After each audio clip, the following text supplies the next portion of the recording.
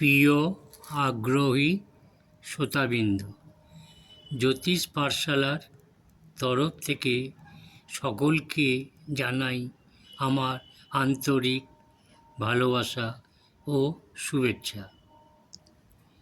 এবার কেন্দুম যোগ সম্পর্কিত বিষয় নিয়ে আলোকপাত করব।